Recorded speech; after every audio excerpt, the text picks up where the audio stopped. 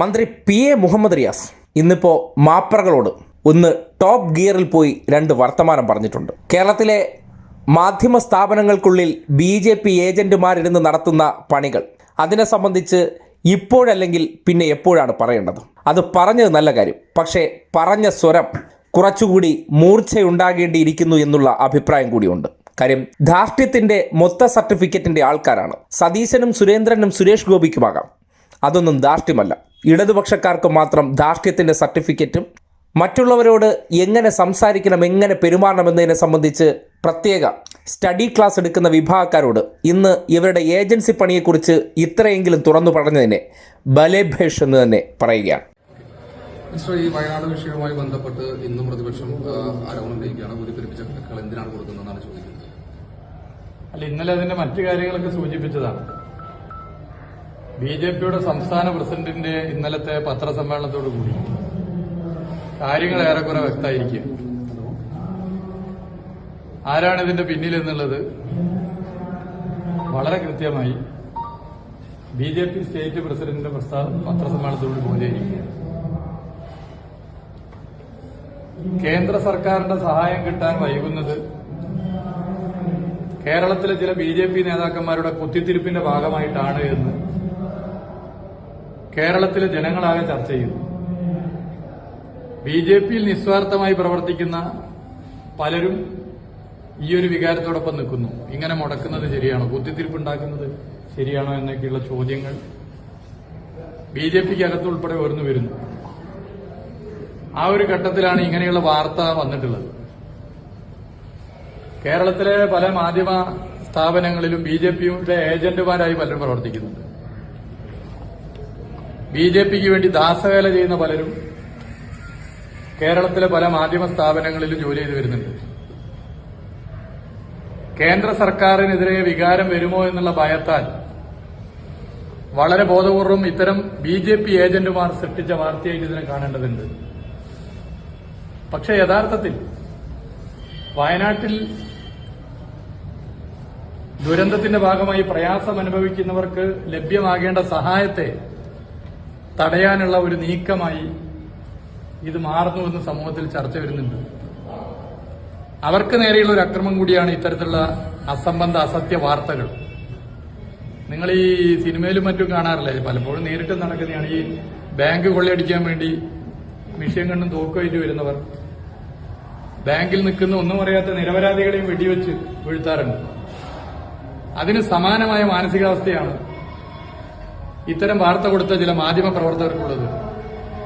ഇടതുപക്ഷ സർക്കാരിനോടുള്ള അന്ധമായ വിരോധം വയനാട്ടിലെ ദുരന്തത്തിന്റെ ഭാഗമായി പ്രയാസം അനുഭവിക്കുന്നവരെ പോലും നശിപ്പിച്ചുകൊണ്ട് വാർത്തയാക്കി മാറ്റാം എന്ന ഒരു മാനസികാവസ്ഥയിലേക്ക്, ബാങ്ക് കൊള്ളയടിക്കുന്നവരുടെ മാനസികാവസ്ഥ പോലെയായി ചില മാധ്യമ പ്രവർത്തകർ മാറിയിരിക്കുകയാണ്. BJP ഏജന്റുമാരായി പ്രവർത്തിക്കുകയാണ്. ഇതാണ് പൊതുവെ ആളുകൾക്കിടയിൽ ഉയർന്നു വരുന്നത്. ഇതൊക്കെ ജനങ്ങൾ മനസ്സിലാക്കുന്നുണ്ട്. ഞങ്ങളെ സംബന്ധിച്ചിടത്തോളം ഇത് ആദ്യമായിട്ടല്ല.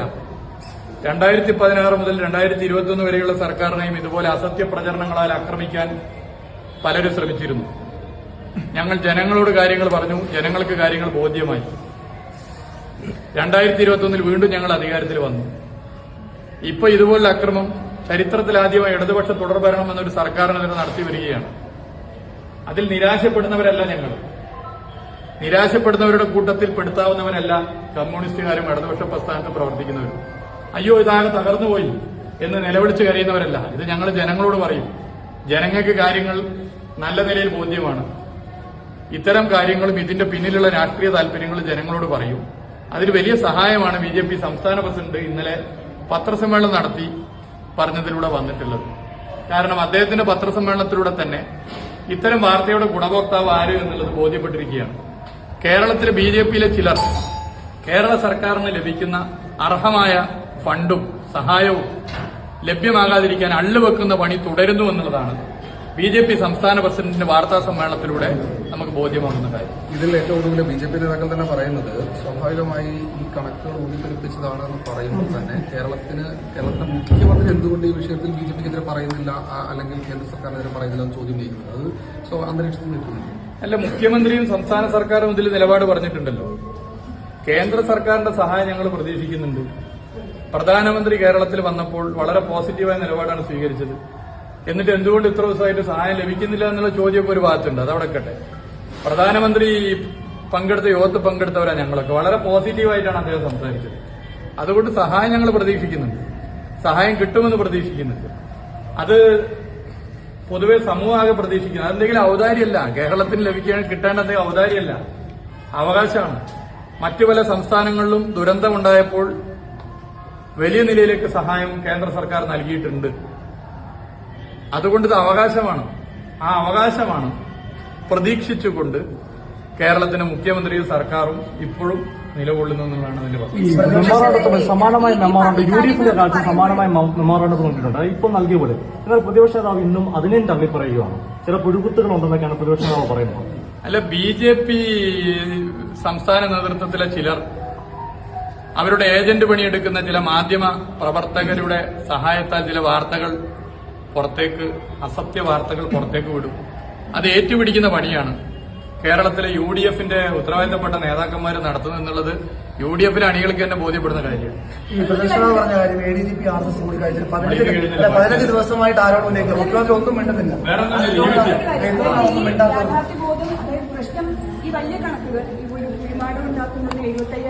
അതൊക്കെ നമ്മൾ നേരത്തെ പറഞ്ഞു. കേരളത്തിൽ മുമ്പും ദുരന്തം ഉണ്ടായിട്ടുണ്ട്, ഇന്ത്യയിലെ പല സംസ്ഥാനങ്ങളും ദുരന്തം ഉണ്ടായിട്ടുണ്ട്. അപ്പോഴൊക്കെ നോംസ് പാലിച്ചുകൊണ്ട് എന്താണോ ചെയ്തത് അത് തന്നെയാണ് ഇപ്പോൾ കേരളത്തിലെ സർക്കാർ ചെയ്തിട്ടുള്ളത്. എല്ലാവർക്കും അറിയുന്ന കാര്യമാണ്.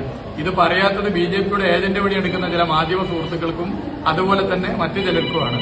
ബാക്കി എല്ലാവർക്കും ഇതിനെക്കുറിച്ച് നല്ല ധാരണയുണ്ട്. പിന്നെ മുഖ്യമന്ത്രി അങ്ങനെ മിണ്ടാതിരിക്കുന്ന ആളല്ല. മിണ്ടേണ്ട സമയത്ത് കൃത്യമായിട്ട് മിണ്ടും, പറയേണ്ട സമയത്ത് കൃത്യമായിട്ട് പറയും. അത് ഇനിയും തുടരും. മുഖ്യമന്ത്രി മിണ്ടാത്തയാളാണ്, മുഖ്യമന്ത്രി ഒന്നിനും പറ്റാത്തയാളാണ്. മുഖ്യമന്ത്രി ആകുന്നതിന് മുമ്പും പിണറായി വിജയൻ ആകെ മോശമാണെന്നൊക്കെ പ്രചരിപ്പിക്കാൻ തുടങ്ങിയിട്ട് 1/4 നൂറ്റാണ്ടായി. 1/4 നൂറ്റാണ്ട്, 25 കൊല്ലമായി. 1998-ൽ CPIM-ന്റെ സംസ്ഥാന സെക്രട്ടറി അന്ന് തുടങ്ങിയതാണ്. 17 കൊല്ലം പാർട്ടി സെക്രട്ടറി ആയപ്പോഴും പിന്നീട് കേരളത്തിന്റെ മുഖ്യമന്ത്രിയായപ്പോഴും നിങ്ങൾക്ക് യഥാർത്ഥത്തിൽ 1/4 നൂറ്റാണ്ടായി വേട്ട നടത്തിയിട്ടും ഇരയെ വീഴ്ത്താൻ പറ്റാത്തതിന്റെ ഒരു അനുശോചന യോഗമാണെന്ന് നിങ്ങൾക്ക് 25 കൊല്ലമായിട്ട് നിങ്ങളുടെ പലർക്കും നടത്താൻ പറ്റും. അത് എന്തുകൊണ്ടെന്ന് വെച്ചാൽ പിണറായി വിജയനായാലും CPIM ആയാലും ഇടതുപക്ഷമായാലും ശരിയായ നിലപാടാണ് സ്വീകരിച്ചു പോകുന്നത്. ആരെങ്കിലും ഒരു 10 ആള് വളഞ്ഞിട്ട് അങ്ങോട്ട് അടിച്ചാൽ അങ്ങനെ വീഴില്ല. അത് ജനത്തിന് വസ്തുത അറിയുന്ന കാലത്തോളം കൃത്യമായിട്ട് പോകും. അവിടെയൊക്കെ മിണ്ടിയിട്ടുണ്ട്. അതുപോലെ ഈ വിഷയത്തിലും മിണ്ടും. പറയേണ്ടത് കൃത്യമായി പറഞ്ഞുകൊണ്ട് തന്നെ മുന്നോട്ട് പോകും. മാധ്യമ സ്ഥാപനങ്ങളിൽ നിന്ന് സർക്കാർ അനുകൂല വാർത്തകൾ പ്രതീക്ഷിക്കുന്നുണ്ടെങ്കിൽ അത് വെറും തെറ്റായൊരു കാഴ്ചപ്പാടാണ്.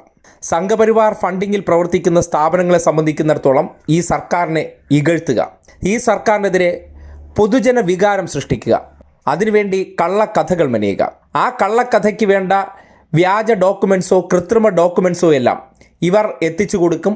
നാളെ വാർത്ത വരും. പിറ്റേന്ന് മുതൽ രാഷ്ട്രീയ ചർച്ച എന്നുള്ള നിലയ്ക്ക് മാധ്യമങ്ങളുടെ വാർത്താ കച്ചവടത്തെ പരിപോഷിപ്പിക്കും. ആ പ്രവർത്തനത്തെ നിലയ്ക്ക് നിർത്തണമെന്നുണ്ടെങ്കിൽ ഇവർ ഉയർത്തിക്കൊണ്ടുവരുന്ന വിഷയങ്ങളിൽ മുഖമടച്ചുള്ള മറുപടി തന്നെ കൊടുത്ത് ശീലിക്കണം. സംഘപരിവാറുകാരന്മാർ എഴുതുന്നതിന് മറുപടി പറയാൻ സൗകര്യമില്ല എന്ന രീതിയിൽ തന്നെ ആയിരിക്കണം അതിന് മറുപടി പറയേണ്ടത്. അല്ലെങ്കിൽ മാധ്യമങ്ങൾക്കുള്ള സംഘപരിവാർ ബന്ധത്തെക്കുറിച്ച് അവരുടെ മൈക്കിന്റെ മുന്നിൽ തന്നെ ലൈവായി സംസാരിച്ച് നാട്ടുകാരെ കേൾപ്പിക്കണം, ബോധ്യപ്പെടുത്തുന്ന വാചകങ്ങൾ പറയണം. അങ്ങനെ മറുപടി പറയാൻ ശ്രമിച്ച റിയാസ് അതൊരു മാതൃകാ ഇടപെടൽ തന്നെയാണ്. രൂക്ഷമായ ഭാഷയിൽ തന്നെയാണ് വർത്തമാനം പറയേണ്ടത്. ഇവർ ഇല്ലാത്തതുണ്ട് എന്ന് സമൂഹത്തിന്റെ മുന്നിൽ ചാപ്പകുത്താൻ ശ്രമിക്കുന്നതിനെ നിന്ന് കൊടുക്കുകയല്ല വേണ്ടത്, അതിനെ പ്രതിരോധിക്കുക തന്നെയാണ് വേണ്ടത്. ഇവരുടെ വാർത്താ കച്ചവടം ഒരു സൈഡിലെ വാർത്ത കൊണ്ട് എന്തായാലും നടക്കാൻ പോകുന്നില്ല. അതിന് സർക്കാരിൻ്റെ കൂടി പ്രതികരണം വരേണ്ടതുണ്ട്. ആ പ്രതികരണത്തിന് വരുന്ന സന്ദർഭങ്ങളിൽ സംഘപരിവാർ ബന്ധത്തെയും അല്ലെങ്കിൽ ഈ വാർത്ത വന്ന വഴിയെക്കുറിച്ച് കൃത്യമായി വിശദീകരിക്കാൻ ശ്രമിച്ചാൽ വാർത്ത വിത്തിട്ട് കൊണ്ടുവരുന്ന വഴി തന്നെ അതിനെ നശിപ്പിച്ച് കളയാൻ പറ്റും. അതിനു വേണ്ടിയുള്ള ഒരു തുടക്കമായിട്ട് വേണം ഇന്ന് ഈ BJP ഏജന്റാണ് എന്നുള്ള തുറന്നു പറച്ചിൽ. അതിന് കാരണം എന്തൊക്കെയാണ്, ഏത് വാർത്തയൊക്കെയാണ് ഉദാഹരണം, ഏത് അവതാരകരാണ്, ആ പേരുകൾ പൊതുസമൂഹത്തിൻ്റെ മുന്നിലേക്ക് ചെന്ന് ചർച്ച ചെയ്യപ്പെടണം. അത് തുറന്നടിച്ച് തന്നെ പറയേണ്ട ഉത്തരവാദിത്തം നേതാക്കൾ കൂടുതൽ കരുത്തോടുകൂടി കാട്ടിയാൽ ഈ കാണിക്കുന്ന തിളപ്പെല്ലാം ഉടനടി അമർച്ച ചെയ്യാൻ പറ്റും.